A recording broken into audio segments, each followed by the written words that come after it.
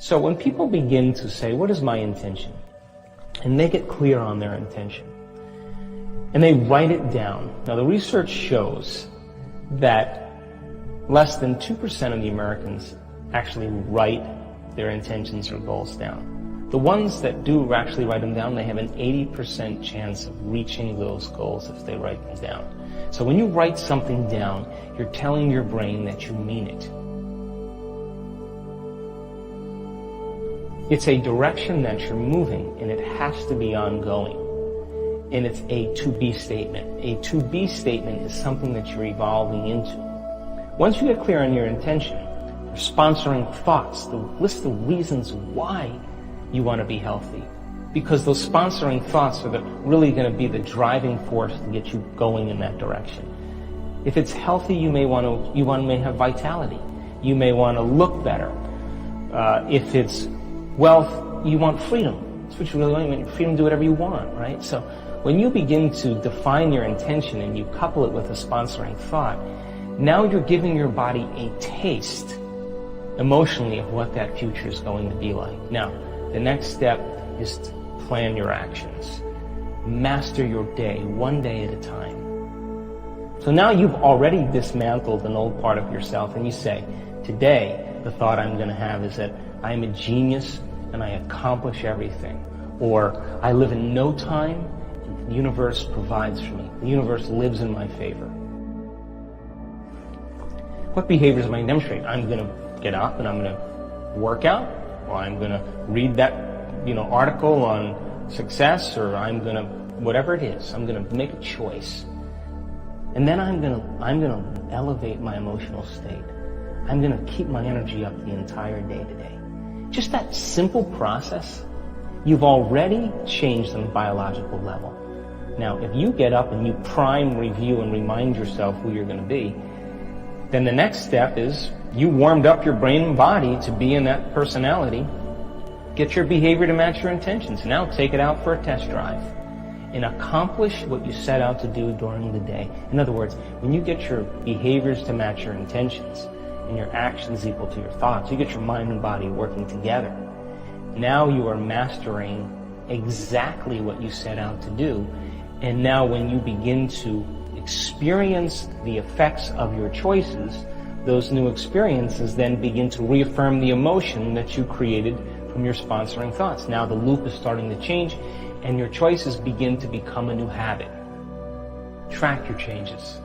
Take a moment and journal, or have a little board on your wall and say, I got up earlier, I did a 20-minute walk, I did deep breathing exercises before I went to bed, I feel great, I'm going to do it again. And my definition of a genius is being uncomfortable and being okay with it. And when I can stay in that place of uncertainty and unknown, and I can transmute that energy into clarity or gratitude, and I can get my energy up even though there's chaos around me, then I'm filling that void between the old self and the new self with information. And when you change your energy, you change your life. In other words, you're so busy being elevated, you know you can't predict what's going to happen. You're just very clear you're not going to go back to those familiar cravings and familiar urges. And finally, cue your environment. Take a moment and on your dashboard of your car, or on the desk at work, or on the mirror in your bathroom, or on the refrigerator, remind yourself what your future is. Simple little cues, simple words or pictures. And if you keep your conscious mind on what you want, your subconscious mind will take you there. The hardest part about change is not making the same choices you did the day before.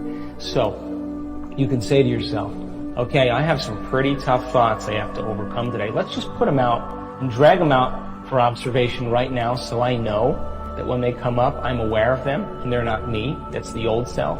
And if you begin to look at your choices and the behaviors and you say, you know what, I've been a victim for too long. I'm not going to complain anyone or anything about anything today. I'm going to make excuses for myself. Those are the two things I'm not going to do. Just not going to go there. If you were to take a minute and really begin to ask yourself, what part of my old self can I not bring to my new future? Because if I want to be a healthy or wealthy person or a genius, I can't bring these thoughts. It doesn't in alignment with my future. So when you begin to realize that this is the person I'm going to create, these are the things that I have to leave behind. That simple analogy will begin to help you get clear on the direction that you're moving and allow that energy to push you. Now that energy is like the flame in the alchemist's crucible.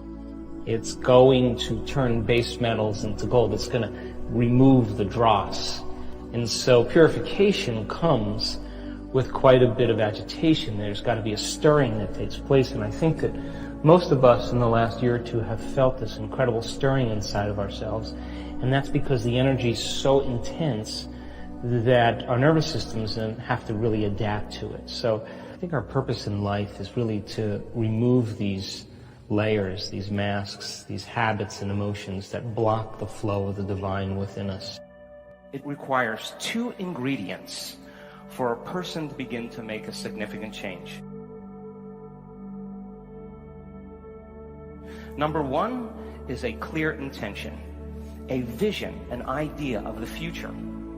And when a person begins to select a new idea in the future, if they can begin to emotionally embrace what that future is going to feel like, because they're so caught up in their inner vision, they begin to feel an elevated emotion. We start to see people having very transcendental moments that begin to redefine who they are.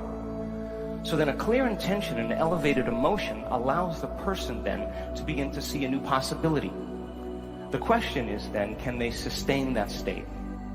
Can you teach a person how to emotionally condition their body into the future?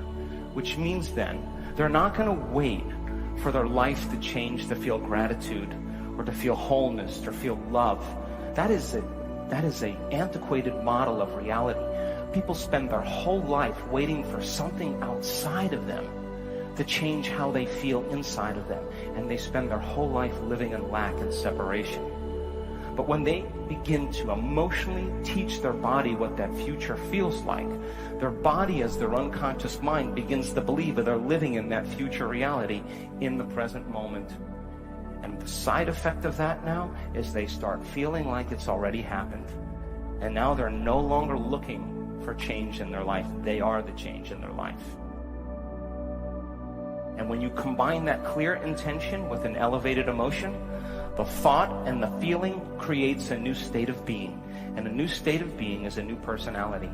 And teaching people how to sustain that state for an extended period of time, all of a sudden you start experiencing what we call flow, or magic, or the universe working with us, or opportunities begin to all of a sudden start to appear before us.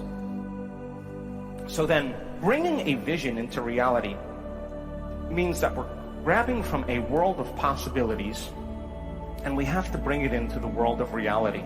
That it starts with a thought, and when it ultimately manifests as matter. If you have a vision or a purpose, then the next thing to do is to set up goals in alignment with your purpose or your vision. And goals then help us to stay on purpose. And the more you are on purpose, the easier it is for you to maintain your goals. So you could have a purpose to get healthy. And then there are certain behaviors and choices that you have to make in order to get healthy. These are specific goals that you would want to arrive at. It means that you would have to make some changes in the way that you do things.